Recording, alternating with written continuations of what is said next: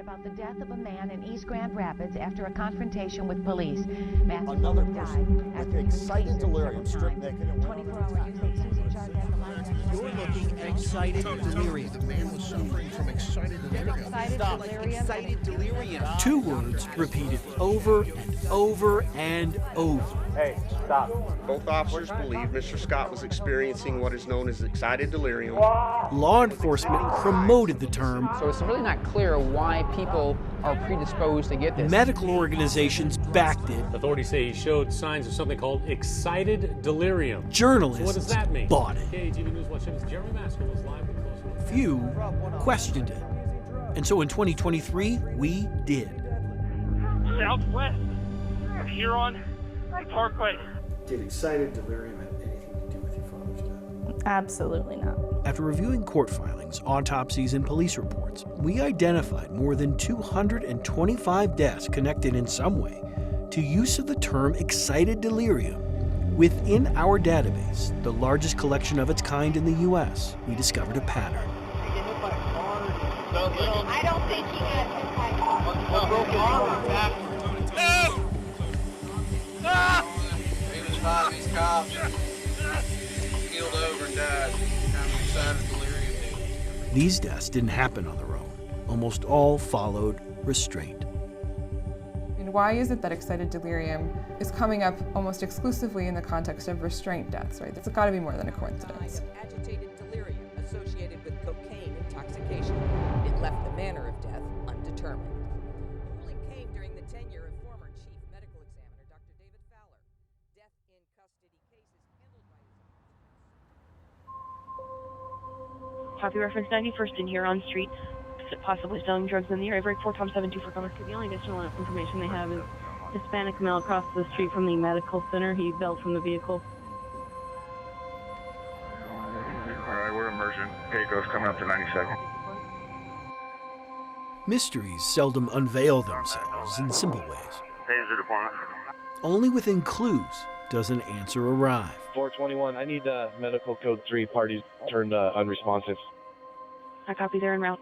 When the subject of a drug investigation died under a pile of officers in Adams County, Colorado in 2017, few noticed. We still don't know what truly happened. Avina DeLuna, the man's daughter, was one of the few. Did you have any hope that maybe there'd be a real investigation here? Yes. Was there? No. Avina and Avina's mom found themselves troubled by the evidence. We had many questions. If you listen closely to one of the radio calls, you can hear a fight. Yeah, medical center. Ah. That's Avina's dad, Alex Gutierrez, face down. Southwest of Huron Parkway. Right there. I can tell that somebody was on him. Only 2 officers wore body cameras that night. One turned his on so late it only recorded CPR. The other turned his on even later. Make sure you're hot on your cam. Acts the local district attorney called inexcusable. When firefighters arrived, one seemed confused. I don't think he had a broken arm. And yet, after the Adams County Coroner's Office reviewed the death, it concluded restraint didn't kill Alex Gutierrez. Drug-induced excited delirium did. What do you know about excited delirium? I don't know very much about it. It didn't make sense. I was confused as to what it was. Police and Fire Dispatch. Hi, my name's Misty. I'm calling from the Super 8 Denver Central. That same year, in that same county, There's this guy walking around in his underwear. Okay. I don't know if he's drunk or high or what. 371 combative Southside. deputies piled on top of a man named Paul Egley. At least that's what a witness said. Best I could tell, it looked like there was 3 officers on him. We're starting CPR. Starting CPR at 2043. The same coroner's office concluded the same thing, drug-induced excited delirium. Think of it like an idea, built on a theory that a body can become so agitated, the mind so delirious, the heart suddenly stops. It's like saying you're the reason that you're dead. Dr. Joy Carter Rush knows the term well. mostly because she's heard law enforcement and paramedics repeat it for decades. I remember it being unfairly applied to Black and brown people. Like when she was in Miami, Florida, training as a young forensic pathologist in the 1980s. Bodies started coming into the coroner, all Black women, this article said, many with traces of cocaine in their systems. Is that where you first came across the term excited delirium? It certainly was. Excited delirium was to blame, concluded the office. Yet when her mentor, Dr. Joseph Davis, reviewed the cases, he suspected something quite different. And as I was leaving, Dr. Davis reclassified all of those cases as homicides. They had a serial murderer going on. A killer, killing women, Black women, ignored for years thanks to belief in excited delirium. I bet that left a mark on you. It did. It did. I was certain that we wouldn't hear this term anymore. It was already a questionable term. It wasn't backed by science. And yet as policing evolved, the concept of excited delirium remained. Watch out for these symptoms, supporters told law enforcement. Profuse sweating, imperviousness to pain, superhuman strength. It all seemed to ignore the obvious. Those are also the same symptoms shared by people, for example, struggling under a pile of officers. Southwest here on Parkway. People like Alex Gutierrez. Once the autopsy was performed, I identified his body to make sure, and I seen my father had a broken nose, and I could physically see the shoe imprint embedded in my father's cheek. So I knew there was more to the story than what was being said. Clues ignored by the investigation, his daughter says.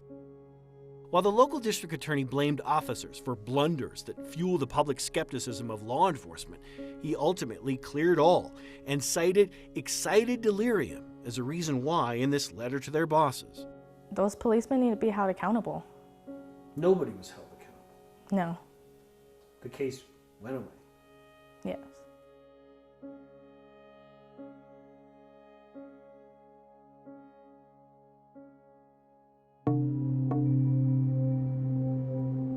Okay, tell me exactly what happened.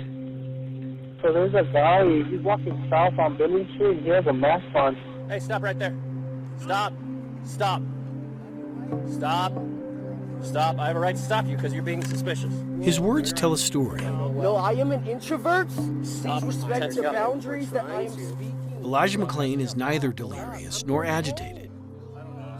Critical because minutes into this, while a handcuffed McClain was on the ground, the paramedic said something that simply cannot be true. So with excited delirium. Maybe you missed it. We'll play it again. So with excited delirium. There was nothing there that says Elijah McClain had excited delirium. Dr. Bill Smock, the Louisville, Kentucky police surgeon, Now let go of me. says he concluded that seconds into watching the body camera video. But you don't even need to watch much of the video to know that. No. You just have to see him talking. I'm seeing him talking. You guys started to arrest me, and I was stopping my music to listen. McClain's words amount to proof. Put your hands on top of your head. It's the same thing he told the Minneapolis jury following the death of George Floyd. He was responsive, answering appropriate questions, giving appropriate answers. All right, what's your name? George. George Perry Floyd. But if they can carry on a conversation, they are answering your questions appropriately. That is not excited delirium. Not that it mattered in Adams County, Colorado, where the medical examiner, on 3 occasions in his initial autopsy, speculated excited delirium might have killed McClain. That speculation helped convince the local prosecutor to clear everyone involved. Listen to this 2020 exchange on 60 Minutes. Did the excited delirium being included in the autopsy make your job easier or harder in terms of making your final determination? That's a good question. And the answer to that question is it made it easier because you're missing a key element to a homicide investigation. You can't file a homicide charge without cause of death. Dr. Steven Sina, the same medical examiner who blamed the Egley and Gutierrez deaths on excited delirium, called McClain's cause and manner of death undetermined. The manner is ruled typically undetermined, and that means that there can be no investigation of the actions of the officers who were involved with the death at the time. Michael Freeman has studied use of this term for decades. He says excited delirium takes blame away from officers involved in oftentimes violent restraint. It's not your fault. This person didn't die because of your actions. After intense local and national pressure, state prosecutors eventually did charge the officers involved in the McLean death. But our investigation found that's not common. In fact, less than 5% of the more than 225 deaths we found resulted in charges.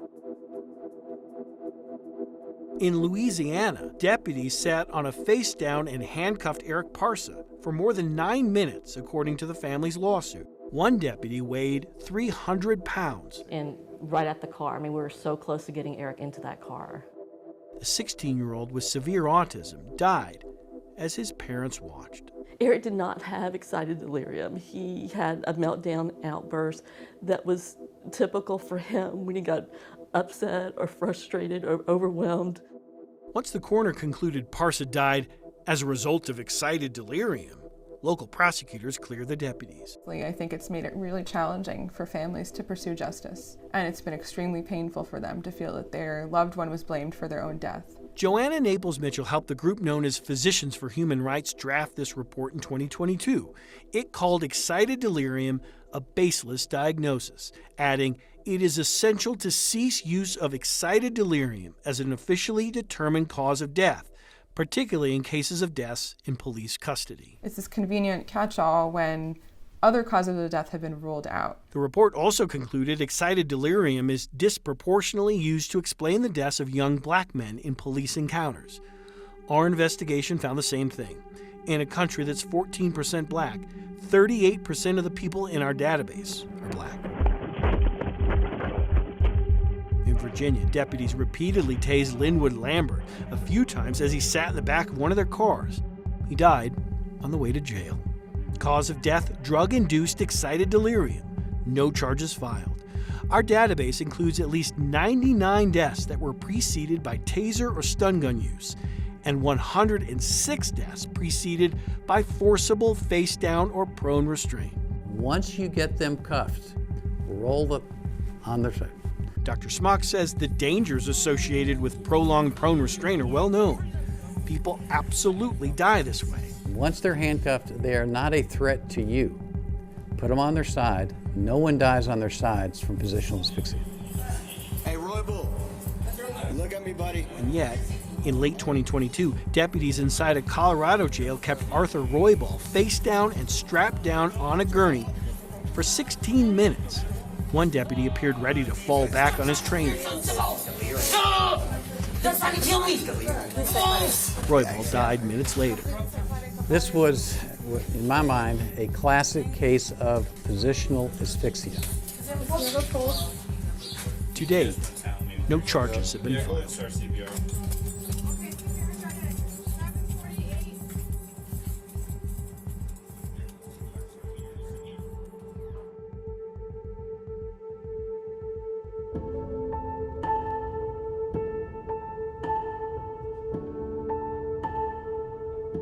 Few places did more to mainstream belief in excited delirium So this is big business. than this place, an off-the-strip Vegas hotel and casino. And they advertised that this was going to be a conference to make law enforcement and legal history, to create a consensus about excited delirium. Civil rights attorney Julia Sherwin knows the story well. The year was 2008. In need of an answer to the question, can excited delirium kill? A group of doctors met here to arrive at a consensus. And then publish it in leading medical, legal, and law enforcement journals. One of the featured speakers, Dr. Charles Wetley. The late Dr. Wetley at this time, but he was the deputy chief. That's the same person who Dr. Joy Carter Rush told us she worked with and watched in the 1980s as he attempted to link death after death in Miami to the mysterious condition. The ones that Dr. Wetley worked on were getting labeled as excited delirium. And during my year there, those cases were questioned because they were all black females. All showed signs of cocaine abuse, every one, until the body of a teenage girl arrived. One of them had no cocaine in the system. And that caused Dr. Wetley's boss, Dr. Joseph Davis, to re-examine all of the women's autopsies, and he said in every single case you could tell the women had been strangled. They had petechial hemorrhages in their eyes from choking or asphyxiation that Dr. Davis said were so pronounced in some cases you could see them from across the room. Undeterred, Dr. Whetley continued to preach excited delirium. In 2008, that brought him and other believers to the Orleans Hotel and Casino. And the who's who of the research community at that time spoke at the conference. John Peters organized it, filled it with other doctors well known to defend police officers in restraint cases. Been a long time. People like Dr. Gary Vilk. A few years ago, Dr. Vilk told us he couldn't recall the last time he told a judge or jury that officers had done anything wrong. A plaintiff's attorney called him a hired gun. You call him a hired gun? Well, he is a hired gun. 1 year after the Vegas conference, Dr. Vilk and others found a partner in no less than the American College of Emergency Physicians, or ACEP, the leading advocate for tens of thousands of ER docs. In this 2009 white paper, co-authored by Dr. Vilk, ACEP said not only is excited delirium real, but it can and does kill suddenly. The white paper cites Dr. Whetley a dozen times. It also cites others who Peters told us came to Vegas the year prior. Most of the names on it were at our conference. I can say that almost everyone, not quite, but almost everyone on that white paper had spoken at our conference that year. Here, a medically backed explanation was born. You know, it was a respected medical organization saying that people die from excited delirium. From then on, when people suddenly died in law enforcement custody, our investigation found ACEP's white paper ready to come to the proverbial rescue. Remember Linwood Lambert? When Virginia prosecutors cleared all officers, they cited ACEP's white paper 6 times. State prosecutors used it to help them clear Rochester, New York officers after the high-profile death of Daniel Prude. We found court filings all over the U.S. littered with the ACEP stamp of approval. We found the FBI using it, the city of Minneapolis, the Maine and Pennsylvania health departments. When the International Association of Chiefs of Police endorsed excited delirium as a thing, it said if ACEP says it's real, then so do we. And it got accepted in courts. It got accepted by the Department of Justice. And nobody really looked into how did this white paper come into being.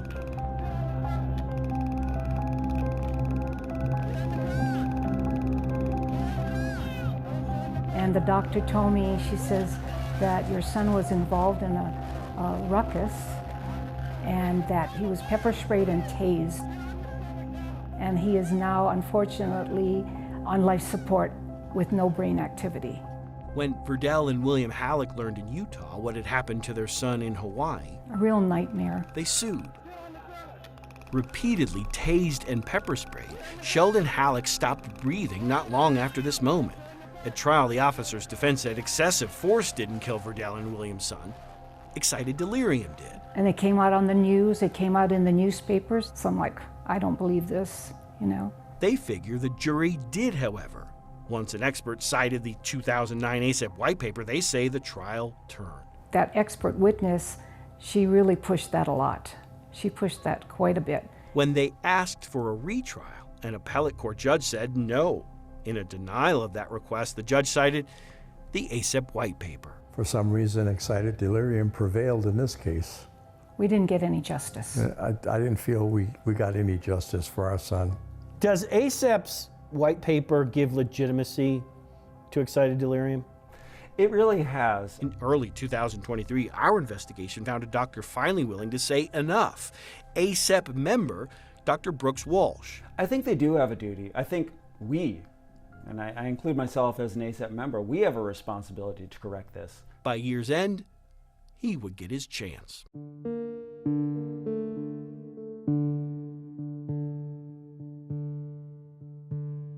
Okay, what's going on? There's an old guy. He's broken several windows. On a list of more than 225, his name is number 1. Last name is Burns. Patrick Burns. Patrick J. John Burns. 14-0. 2010, Springfield, Illinois. We're going to try to get him on a stretcher and take him over to the hospital. Deputies responded to this home with bodies and tasers. Suspect's been tased multiple times. Many while deputies held Burns prone or face down. Yeah, he was my friend. He was the best man at my wedding. I was the best man at his. Richard Burns never bought the autopsy's explanation. And I'd never heard of excited delirium. And so his family hired an outside forensic pathologist to review his brother's death. The conclusion: law enforcement restraint killed Patrick. He came to the conclusion that Pat died of positional asphyxia. Due to restraint in a prone position while hogtied. Not that it mattered. When a city clerk signed the death certificate, the expert's theory went ignored, and the original theory remained. That ultimately helped clear all officers of any criminal wrongdoing. Critics say that happens far too often when excited delirium shows up on an autopsy. Because it provides a convenient way for law enforcement officers to escape accountability when they kill people during the course of restraint. Critics like Julia Sherwin know believers have relied for years on not just the ASEP white paper. When the Adams County Coroner's Office concluded excited delirium and not restraint killed Alex Gutierrez in 2017, it told us in this statement it relied on what it called the standard in the field. The National Association of Medical Examiners acknowledges this diagnosis and does not dispute it. You obviously wanted to know more. Yes, absolutely. Gutierrez's daughter, Avina DeLuna, sought more information, and so did we. But the elected leader of the office, Monica Brancusia Jordan, said no to all of our interview requests, opting only to send the statement that called excited delirium a legitimate cause of death due to NAME's endorsement of it. They're so nondescriptive, so how can you use that as a diagnosis? Dr. Jamira Jones, a Colorado-based emergency medicine physician, disagrees with the legitimate part. Stop. No, I am an introvert. Please respect the boundaries that I am speaking. After the death of Elijah McClain, she agreed to help the state health department craft this report. Watching the video and him saying that he's an introvert, I have a brother who's very introverted, and so it really, really sat with me. And the report called excited delirium, prone to implicit bias and racism. Dr. Jones told us a big problem with it is this. When law enforcement thinks they're seeing symptoms of it, things like profuse sweating and superhuman strength, they often ignore the fact that their restraint might actually be causing it. If you think you're going to die, it's pretty amazing what the body will do to try to keep you alive. Right. Is that true? Yeah, it's true.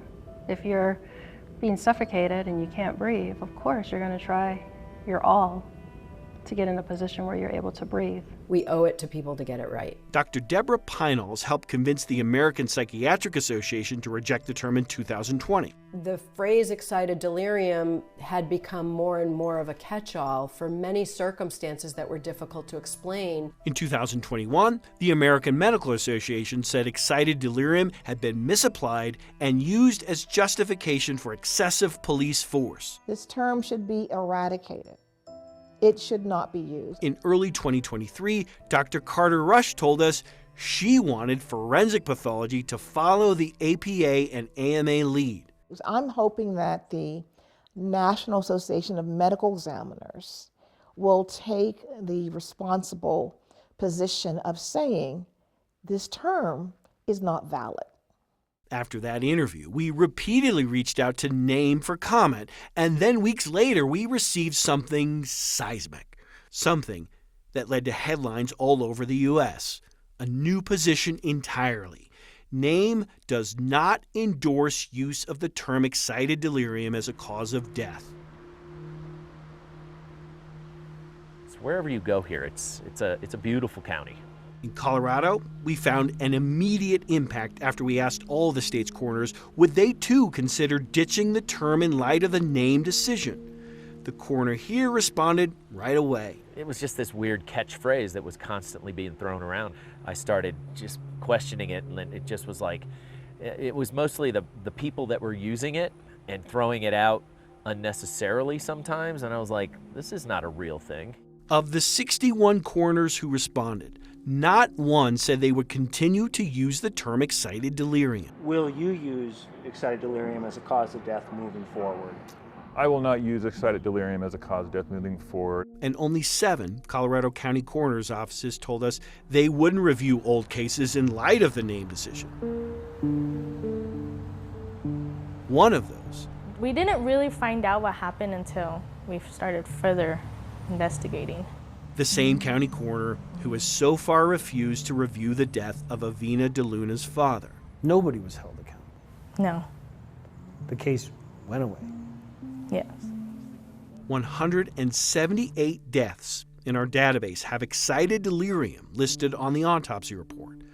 Only one has been reviewed this year. And it shouldn't be used as a cause of death because it doesn't cause death. In 2023, in light of the name announcement, Richard Burns asked a new coroner in Illinois to review the death of his brother.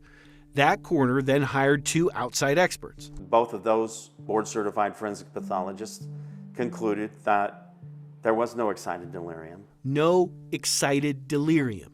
Both found what the family's original expert said 13 years ago. Restraint killed Patrick Burns. Had Pat's death certificate amended, so now Pat's death certificate reads that Pat died of positional asphyxia. As of late 2023, there is nothing in Colorado or U.S. law to compel any coroner to review any of the rest of the deaths in our database. Well, there is no excited delirium, so what's the cause of death now?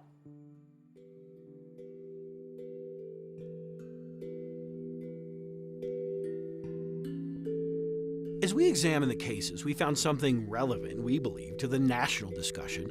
Of the more than 225 deaths we identified, roughly 97% happened after law enforcement contact, restraint, or both. Here's her ID, Jerica. Jerica! It all suggests we found one of 2 things. One heck of a coincidence. Is she by herself? Or 2, something else. Medical's coming, they're right up here. Despondent and alone, Jerica LaCour cried and screamed in a parking lot.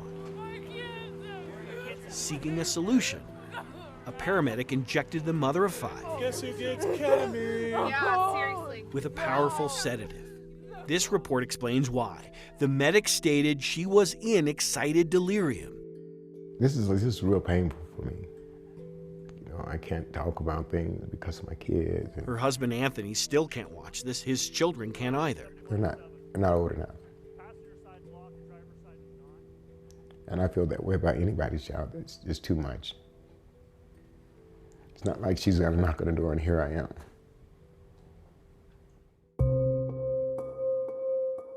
We've talked to families all over the U.S., from Florida to California, each linked by a term foreign to them, a term that seeks to explain why their loved one suddenly died.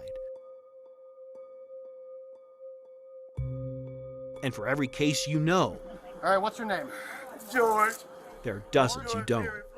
How much did you know about excited delirium before we had that first talk? I didn't know a whole lot about it. When Colorado State Representative Judy Amabile learned of our findings, she pledged to change state law. I think it's been really important that you've brought something to light that is actionable. Something actionable, like this.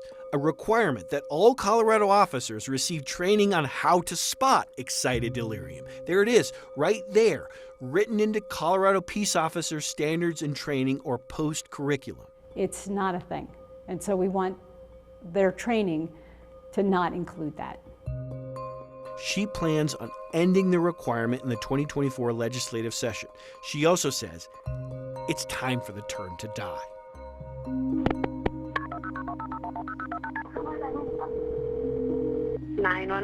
No, please, aggressive. We just need him. Your brother, what? Being aggressive. It's precisely what California did. Stop it! Stop! In response to deaths like... Can you tell me your brother's name? Angelo Quinto. Angelo what? Quinto.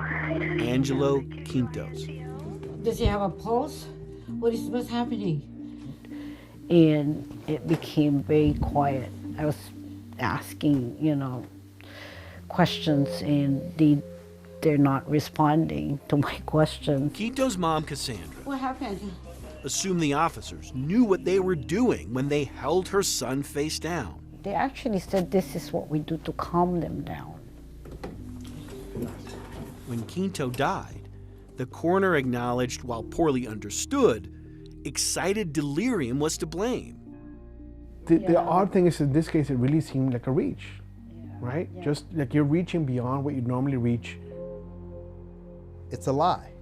It doesn't exist. California Assemblymember Mike Gibson became so incensed by what he saw on Quinto's death certificate. His death certificate should be, in fact, corrected. He sponsored Assembly Bill 360, which said, excited delirium shall not be recognized as a valid medical diagnosis or cause of death in the state. It is absolutely time for excited delirium to die. I don't think it's a coincidence that this term is being used by medical examiner's office when people have been placed in custody or restraints. The bill passed in October. Our bill is modeled after that California bill. In addition to Colorado and California, we now know of similar efforts in Illinois and Hawaii. I do feel like harm has been done. It all brings us, finally, to a doctor named Brooks Walsh. Frankly, as an emergency physician, I was very disappointed in the white paper that ACEP put out in 2009. In 2023, he too saw our investigation, among others, and he too decided it was time to change one more thing. And I feel a responsibility to the patients who are harmed by this to try and correct that perspective. As medical organizations started to drop their support of excited delirium, an organization he joined years ago held firm. ACEP is the American College of Emergency Physicians. ACEP and that white paper, born in this Vegas hotel and casino years ago, used for years to give medical credibility to a questionable claim. As a member of ACEP, I feel culpable. In October, at ACEP's annual conference in Philadelphia, Dr. Walsh finally convinced ACEP's board to do something it hadn't done for more than a decade. Is it time for ACEP to acknowledge its own responsibility in keeping excited delirium alive? I think it is. The resolution he wrote calls the white paper outdated. Approval of this paper is now withdrawn. Excited delirium should not be used. ACEP's board passed it unanimously. As of now, no major medical organization recognizes excited delirium as a potentially fatal condition. Which leads our story back to the death of a mother of 5 in Colorado Springs, Jerica LaCour. It hurts on the inside, you know? Nearly 6 years later, Anthony LaCour still struggles with the term attached to his wife's death. No. Do you know what it is? No, I have no idea. Guess who gets ketamine? Yeah, seriously. And we've learned it didn't just turn up on this report as a reason for the ketamine injection.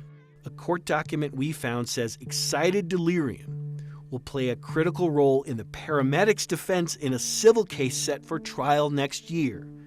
A key expert for the defense, a Colorado ER doctor, is set to tell a jury he too believed LaCour had excited delirium. How did he arrive at that conclusion? According to this filing, he relied heavily on the now discredited, now outdated 2009 ACEP white paper.